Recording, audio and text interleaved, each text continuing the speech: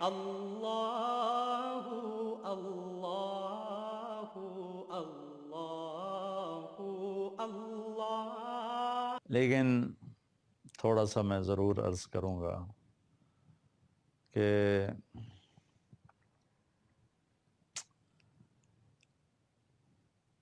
جمعہ کی رات، جمعرات کو جنگ چھیڑنے کا ارادہ کر لیا تھا کوفے والوں نے، یعنی جمعرات کو 9 تاریخ کو، تو حضرت حسین رضی اللہ تعالیٰ عنہ نے پیغام بھیجا کہ ہمیں ایک رات سوچنے کی مہلت دو۔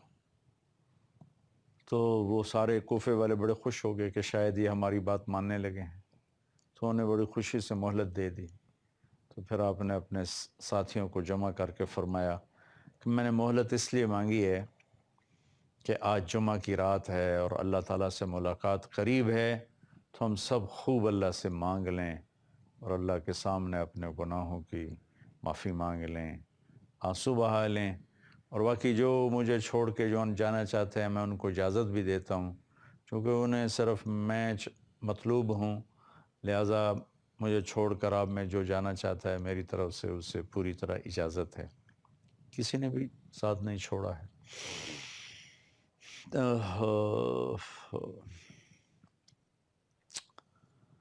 تو آپ کے ساتھیوں میں تھے ایک سعید بن عبداللہ، کھڑے ہو کر کہنے لگے حسین مجھے پتہ ہے ہم آپ کو نہیں بچا سکتے، لیکن کاش جتنے میرے جسم پہ بال ہیں اتنی میری جانیں ہوتی ہیں، اور تیری جان بچانے کے لیے میں ان پہ قربان کر دیتا تو میرے لیے بڑے فخر اور خوشی کی بات تھی۔ پھر اپنے ساتھیوں سے فرمایا کہ اللہ کی قسم ہمارے اور جنت میں صرف ایک چیز اب رکاوٹ ہے کہ یہ کوفے والے آ کے ہماری گردنیں اڑا دیں اور ہم وہ گئے جنت میں۔ یہ جذبہ اس وقت پورے لشکر کا تھا۔ اگلے دن جمعہ 10 محرم، اللہ نے یہ دن آپ کے لیے طے کیا ہوا تھا۔ جو چھری حضرت اسماعیل سے ہٹائی گئی، پھر حضرت عبداللہ سے ہٹائی گئی، اسے حضرت حسین پر چلنا تھا، اور قربانی کی داستان نے اپنے انتہا کو پہنچنا تھا۔ ایک مرتبہ آپ نے حضرت ام سلمہ آپ کی بیگمات میں سے ہیں، ان سے فرمایا کہ ذرا دروازے پر کھڑی ہو جاؤ، ایک فرشتہ آ رہا جو پہلے کبھی آیا نہیں مجھ سے ملنے کے لیے۔ وہ دروازے پہ کھڑی ہو گئیں، اتنے میں کہیں سے حسین کھیلتے ہوئے آئے، ام سلمہ کے روکتے روکتے بھاگ کے اندر چلے گئے۔ تھوڑی دیر کے بعد اندر سے رونے کی آواز آئی، اللہ کے نبی کے زور سے رونے کی آواز۔ بس ام سلمہ اندر گئیں تو دیکھا آپ نے حسین کو ایسے سینے سے لگایا ہوا تھا اور پھوٹ پھوٹ کے رو رہے تھے۔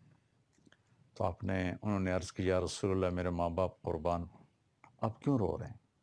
فرمایا کہ یہ فرشتہ جو آیا تھا وہ یہ بتا کر گیا ہے کہ میرے اس بچے کو میری امت قتل کر دے گی، مجھے وہ زمین دکھائی ہے جہاں پر اس کا خون گرے گا، وہ مٹی دکھائی ہے۔ علی رضی اللہ تعالیٰ عنہ جب عراق تشریف لے گئے اور کربلا سے گزرے تو پوچھا یہ کون سی جگہ ہے؟ تو انہوں نے بتایا تو فرمایا صبراً ابا عبداللہ، صبراً ابا عبداللہ، صبراً ابا عبداللہ۔ ابو عبداللہ حضرت حسین کی کنیت، ابو عبداللہ صبر، ابو عبداللہ صبر، ابو عبداللہ صبر۔ تو ساتھی نے پوچھا کیا فرما رہے ہیں؟ کئی وہ جگہ ہے جہاں میرے بیٹے کا خون گرایا جائے گا، اور اس کے ساتھ امت کے بہترین انسان ہوں گے جو اس کے ساتھ شہید کیے جائیں گے، اور ان کا خون اس مٹی میں گرایا جائے گا۔ تو آپ نے حجت پوری کرنے کے لیے دوبارہ ان سے ارشاد فرمایا کہ دیکھو میرا مقصد تم سے لڑنا نہیں ہے، اور میں اس کائنات میں اس وقت مجھ سے افضل کوئی انسان نہیں کہ میں تمہارے نبی کا نواسا ہوں۔ اگر تمہاری تلواریں مجھ پر چل گئیں تو ہمیشہ کے لیے تمہارے لیے لعنت لکھ دی جائے گی، ہلاکت لکھ دی جائے گی، میرے قتل سے باز رہو۔ ان کے بدبختی چھائی ہوئی تھی، دلوں پہ مہریں لگی ہوئی تھی، لیکن ایک شاہ سوار کا نصیب جاگا، حر بن یزید رحمۃ اللہ علیہ، انہیں اپنے گھوڑے کو ایڑ لگائی اور بھاگ کے آ کے اس خوشبخت قافلے میں شریک ہو گئے۔ اس میں 32 گھوڑ سوار تھے اور 40 پیدل تھے۔ تو آپ نے اپنے لشکر کو، اس سے پہلے تھوڑی اونگ آئی، جب خیموں میں ہی تھے تو آنکھ کھلی تو ہنسنے لگے۔ تو زینب بہن نے پوچھا کہ بھائی یہ ہنسنے کا کون سا مقام ہے؟ تو فرمایا اللہ کے نبی خواب میں ملے تھے، فرما رہے تھے کہ بیٹا میں تمہیں لینے کے لیے آ چکا ہوں، تو خوشی کا مقام ہے۔ تو آپ نے اپنے لشکر کو ترتیب دیا، سیدھے ہاتھ میں آپ نے زہیر بن قین رضی اللہ تعالیٰ عنہ کو جھنڈا پکڑایا، اور الٹے ہاتھ پہ حبیب بن مظاہر، درمیان میں اپنے بھائی عباس کو، جو عباس مشہور ہیں جھنڈا بردار، وہ آپ کے بھائی ہیں علی کی دوسری بیگمات میں سے، اور خود آپ سینٹر میں تھے۔ پھر اس کے بعد آپ نے ہاتھ اٹھائے اور اللہ کی بارگاہ میں دعا کی، اور پھر تاریخ نے، زمین نے، آسمان نے، سورج نے، ہواؤں نے، فضاؤں نے، پتھروں نے، پہاڑوں نے، کربلا کی مٹی نے، ریت کے ذروں نے، اس کائنات نے وہ منظر دیکھا شاید نہ پہلے کبھی دیکھا گیا نہ بعد میں دیکھا جائے گا۔ اور انسانیت ان 72 نفوس پر جتنا فخر کرے اتنا کم ہے، اور ان سامنے والوں پر جتنی لعنت برسائے اتنی کم ہے۔ عشق و محبت کے دعوے دنیا کرتی چلی آئی، کسی نے اس دعوے کو پال کے دکھایا، اور کوئی ان کو دیکھنا چاہتا ہے تو کربلا کی تاریخ پڑھ لے۔ من المؤمنین رجال صدقوا ما عاهدوا الله علیہ فمنهم من قضى نحبه ومنهم من ينتظر وما بدلوا تبدیلا۔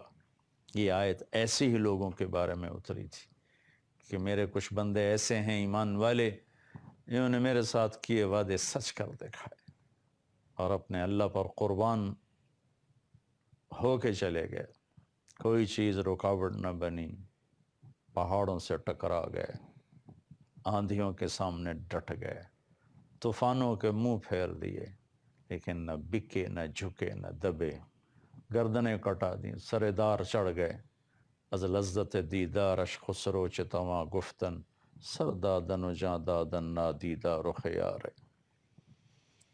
امیر خسرو فرماتے ہیں کہ میرے رب ابھی تو تمہیں دیکھا نہیں اور تیرے عشق میں گردنیں کٹا دیں، نیزوں پہ چڑھ گئے، سولیوں پہ چڑھ گئے، جس دن تمہیں دیکھیں گے اس دن تیرے عاشقوں کا کیا حال ہوگا۔ تو پہلے فردن فردن جنگ شروع ہوئی تو جو بھی کوفے والا آتا وہ قتل ہو جاتا، جو بھی آتا وہ قتل ہو جاتا۔ تو اس پر شمر نے کہا کہ اس طرح تو یہ ہم سب کو کھا جائیں گے، ان پر اکٹھے حملہ کرو۔ پھر حملہ ہوا، کہاں 72 کہاں 3000۔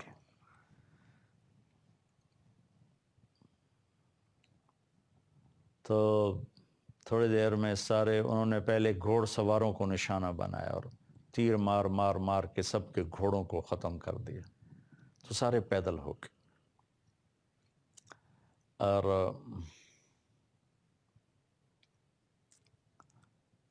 لڑتے لڑتے لڑتے لڑتے لڑتے لاشیں گر رہے تھے، ان کے 10 آدمی مرتے تو کوئی پتہ نہ چلتا، یہاں ایک شہید ہوتا تو خلا پیدا ہو جاتا تھا، ان میں سے ایک ایک کئیوں کے سر اڑا کے پھر گر رہا تھا، پھر مر رہا تھا۔ تو زہیر جو آپ کے رائٹ سائڈ تھے، نماز کا وقت داخل ہوا تو آپ نے زہیر سے فرمایا کہ ان سے کہو، شمر سے کہو تھوڑی دیر رک جائے، مجھے نماز پڑھنے دے۔ تو شمر نے کہا، انہوں نے آگے بڑھ کے کہا کہ تھوڑی دیر رکو، نماز پڑھنی ہے۔ تو شمر نے کہا ہم جنگ نہیں بند کریں گے، تو انہوں نے واپس آ کے عرض کی کہ وہ تیار نہیں ہیں. تو آپ نے فرمایا پھر ٹھیک، آدھے نماز پڑھو آدھے جنگ کرو. میں ہر جگہ جب یہ واقعہ بیان کرتا ہوں یہ کہتا ہوں اگر اس وقت یہ قافلہ نماز نہ بھی پڑھتا تو ان کی آخرت پہ کوئی حرف نہیں آنا تھا. ان کے استقبال کے لیے اللہ کے نبی تشریف لا چکے ہیں، جنت کے دروازے کھل چکے ہیں. لیکن اگر یہ نماز چھوڑتے تو امت کو پیغام ادھورا جاتا کہ ایسی مشکل میں شاید نماز معاف ہو جاتی ہے، چھوڑی جا سکتی ہے. لیکن یہ پیغام سنایا کہ اس حال میں بھی اللہ کو سجدہ کیا جاتا ہے. زیر خنجر بھی یہ پیغام سنایا ہم نے. یہ بات بتانا تھا کہ یہ وہ فرض ہے جو کسی حال میں معاف نہیں. میں بڑے درد سے کہتا ہوں میرے پاکستان کے 18-19 کروڑ عوام میں صرف 10% نمازی رہ گئے ہیں، 90% نماز نہیں پڑھتے. جن کو جنت کی سرداری ملی اور اتنی بڑی شہادت ملی انہوں نے نماز نہیں چھوڑی. ہم کس دعوے پہ نماز چھوڑتے ہیں؟ کس دعوے پر ہم اس سے غفلت کرتے ہیں؟ بھائی بہنوں، میری آواز سن رہے ہو تو اللہ کے واسطے سجدوں میں سر رکھنا سیکھ لو. اس کے بغیر کوئی راستہ کوئی نہیں. ذرا سے بھی گنجائش ہوتی تو یہ قافلہ آج نماز نہ پڑھتا، جان دے کے آگے جنت میں جاتا. لیکن آدھے الگ ہو گئے، انہوں نے نماز شروع کی، آدھے جنگ کرتے رہے. اور میرے خیال میں اس 1500 سال میں 1535 سال میں ایسی نماز شاید ہی پڑھی گئی ہو، اور ایسا درد بھرا منظر شاید ہی کبھی سامنے آیا ہو. آپ اپنے خون سے وضو کیے یا کربلا کی مٹی سے تیمم کیے، جب ابلتے خون کے فواروں کے ساتھ جب اللہ اکبر کہا ہوگا تو زمین آسمان میں کیا ہلچل مچی ہوگی. جب سجدے میں سر رکھا ہوگا تو زمین نے کیا بوسے لیے ہوں گی، اور تحت الثری تک زمین کیسے اس کا کلیجہ ٹھنڈا ہوا ہوگا، اور میرے اللہ کے عرش کے دروازے کیسے کھلے ہوں گے کہ اس حال میں بھی سجدہ کر رہے ہیں. اللہ اکبر اللہ اکبر. اب تو ویسے میری طبیعت ٹھیک نہیں، میں واقعہ بیان نہیں کر سکتا، لیکن میں نے جب کبھی بھی واقعہ بیان کیا میں پورا نہیں کر سکا، مجھے بیچ میں چھوڑنا پڑا. دل اس طرح پھٹتا ہے کہ میں اس کو پورا بیان کر ہی نہیں سکتا.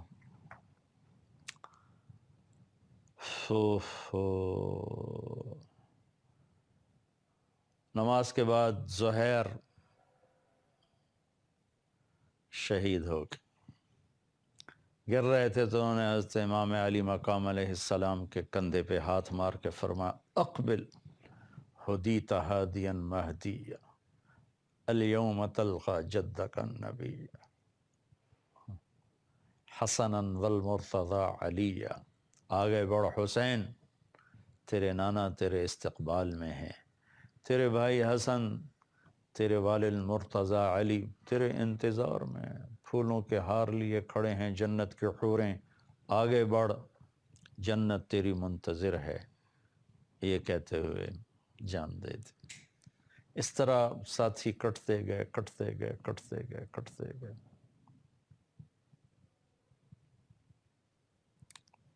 پھر اہل بیت کی باری آ گئی. پہلے تو جان نثار قربان ہو رہے تھے. آپ کے بھائیوں میں عباس، محمد، عثمان، ابو بکر، جعفر، حسین، 5 آپ کے علاوہ 6 حضرت علی کے اولاد، 1 حضرت فاطمہ کے جگر کے ٹکڑے، میرے نبی کی آنکھوں کی ٹھنڈک، میرے نبی کے پھول جنہیں مسل دیا گیا، اور 5 بھائی ساتھ اور باری باری باری باری باری شہید ہوتے گئے. آپ کے بچوں میں علی الاکبر، علی الاصغر شہید ہو گئے. علی الاکبر، علی الاصغر تو زین العابدین ہیں. علی الاصغر، علی الاکبر عبداللہ ابو بکر، پھر آپ کے بھتیجوں میں قاسم، عبداللہ، ابو بکر، پھر حضرت عبداللہ بن جعفر کی اولاد میں سے اون اور محمد، مسلم بن عقیل کی اولاد میں سے جعفر، عبد الرحمن، عبداللہ، پھر عبداللہ بن مسلم بن عقیل، کوئی 15-16 کے قریب ہیں، محمد بن ابی سعید بن عقیل، یہ سب آل رسول ہیں جو باری باری باری باری باری باری ذبح ہوئے۔ ان میں قاسم سب سے حسین تھے۔ اس سارے قافلے میں جو اہل البیت کا جو قافلہ ذبح ہوا، اس میں قاسم سب سے حسین تھے۔ جب وہ گھیرے میں آئے اور ان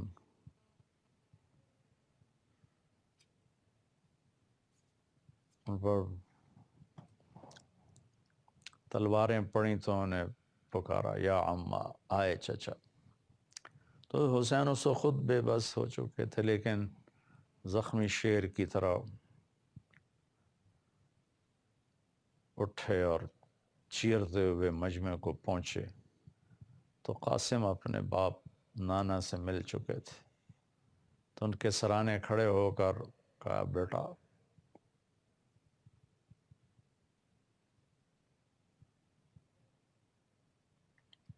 آج تیرا چاچا بڑا بے بس ہے۔ ہائے ہائے، وہ کیا دن ہوگا جب ہمارے نانا ہمارے وکیل بن کر آئیں گے۔ پھر ان کو اٹھایا، جا کر اہل بیت کے شہداء کے ساتھ ڈال دیا۔ آزمائش کی گھڑیاں بھی کچھ باقی تھیں۔ چھوٹے سے بچے تھے عبداللہ 2 سال کے، حسین کے آخری، علی الاکبر شہید ہو گئے تھے، ابو بکر اور عبداللہ یہ تو خود تنہا رہ گئے تھے، تو ان کو بلوایا، تقدیر شاید ابھی اور اوپر لے جانا چاہتی تھی۔ ان کو خیال تھا کہ اس معصوم بچے کو کوئی کیا کہے گا، تو ان کو بلا کر جیسے آخری الوداعی سلام، محبت، تو ان کو پیار کر کے اپنے گود میں بٹھایا ہی تھا کہ کوفے کے لشکر میں ایک سپاہی ابن الموقت اس کا نام تھا، اس نے جوڑ کے تیر جو مارا تو خطا ہونے کی بجائے وہ عبداللہ کی کیلے میں آ کے ایسے سیدھا پار ہو گیا، بچے کی آہ بھی نہ نکلی اور گردن ایسے ڈھلک گئی۔ اس وقت اپنے عبداللہ کا خون اپنے دونوں ہاتھوں میں لے لیا، ایسے کر کے لے لیا، ایسے دونوں لپ بھر گئے، تو اس کو یوں آسمان کی طرف کیا ایسے، اللہ اللہ اگر تو راضی ہے تو کوئی گلا نہیں، ان سے بدلے لے لینا، اور ان کو بھی وہیں ڈال دیا۔ پھر اس کے بعد اٹھے اور کوفے والوں نے گھیرے میں لے لیا، اور شمر کہہ رہا تھا قتل کرو قتل کرو، اکیلے رہ گئے تھے، سب قافلے والے آگے جا چکے تھے۔ تو زرع بن شریک تمیمی نے آپ کے کندھے پہ تلوار کا وار کیا، تو تلوار گر گئی ہاتھوں سے۔ سنان بن انس نے سیدھا سینے پہ وار کیا نیزے کا، جسے پیچھے گر، تو پھر اس نے یزید بن خولہ سے کہا کہ سر کاٹو، وہ پیچھے ہٹ گیا، تو وہ خبیث خود آگے بڑھا، سنان بن انس، اور اس نے آپ کا سر کاٹا اور نیزے پہ چڑھا دیا۔ تو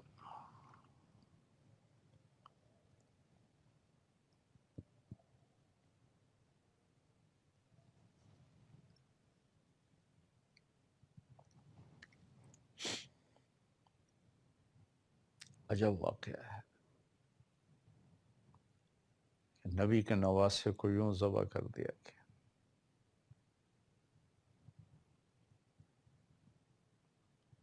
پھر خواتین کو پکڑا گیا، بچوں کو پکڑا گیا، تو حضرت زینب کا جب گزر ہوا تو لاشیں، سر کٹے ہوئے نیزوں پر، چھوٹے بچے عبداللہ کا سر بھی نیزے پر تھا. تو انہوں نے وہاں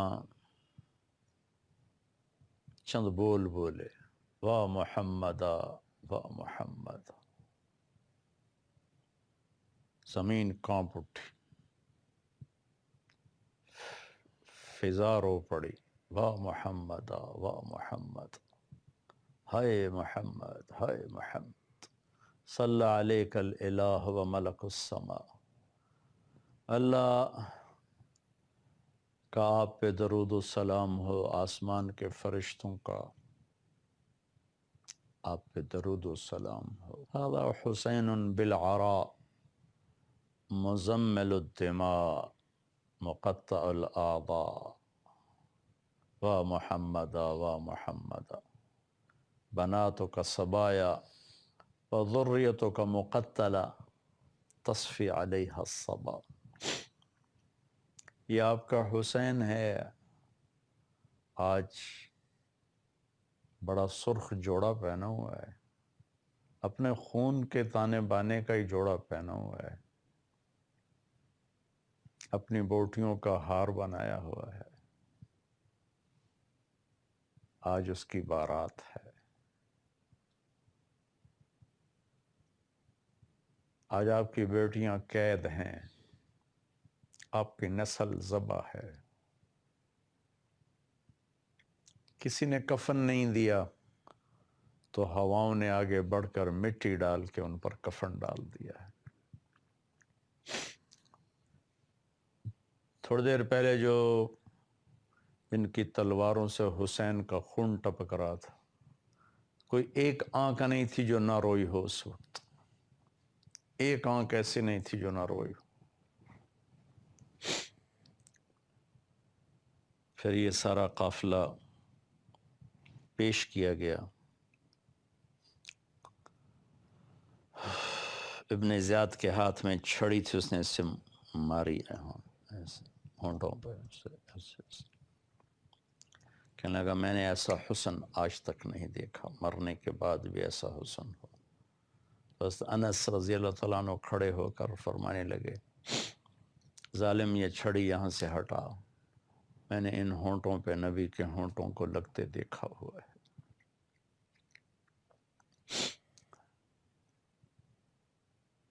ابن زیاد جب گھر داخل ہوا، اچھوں سے برے، بروں سے اچھے، تو اس کی ماں کہنے لگی لعنت ہے تجھ پر زیاد کے بیٹے، تو نے نبی کی اولاد کو قتل کیا، جا دور ہو جا میری نظروں سے، کبھی تو جنت کی ہوا بھی نہ لے کر. ہمیشہ کے لیے اپنے بیٹے سے اس نے آنکھیں پھیر لی. پھر یہ سر یزید کے دربار میں بھی پیش کیا کہ عاشق کا جنازہ ہے، ذرا دھوم سے نکلے، محبوب کی گلیوں سے ذرا گھوم کے نکلے. یزید نے بھی منہ پہ چھڑیاں ماری، کو بکواس کی. تو زید بن ارقم رضی اللہ تعالیٰ عنہ کھڑے ہوئے، کہا کہ ایسا نہ کر، میں نے ان ہونٹوں پہ نبی کے ہونٹوں کو لگتے دیکھا ہوا ہے. واقعہ تو آپ پڑھ لیں گے، مجھ سے تو سنایا نہیں جا رہا. ہاں میں تھوڑا سا ایک اضافہ بتاؤں گا. حضرت حسین کیسے تھے؟ کیونکہ یہ عام کتابوں میں یہ نہیں ملتا، تو میں بتانا چاہتا ہوں کہ امام حسین علی مقام کا حلیہ کیسا تھا. قد و قامت، کان ربعتاً لیس بالطویل ولا بالقصیر، درمیانہ قد تھا، نہ لمبا نہ چھوٹا. واسع الجبین، ماتھا کشادہ تھا. کث اللحیہ، داڑھی مبارک گھنی تھی. واسع الصدر، سینہ چوڑا تھا. عظیم المنکبین، کندھے بڑے مضبوط اور پڑے تھے. ضخم العظام ہڈیاں چوڑی تھیں. رحب الراحہ ہتھیلی. ضخم الکفین والقدمین اور ہتھیلیاں بڑی مضبوط اور پاؤں بڑے مضبوط تھے. اور رنگ بڑا خوبصورت تھا، سرخ اور سفید رنگ تھا. ابیض مشرب بحمرہ، سفید رنگ اور اس میں سرخی شامل تھی. متماسک البدن، مضبوط جسم تھا. رجل الشعر، اب اللہ کے نبی کی طرح بال آپ کے گھنگریالے تھے.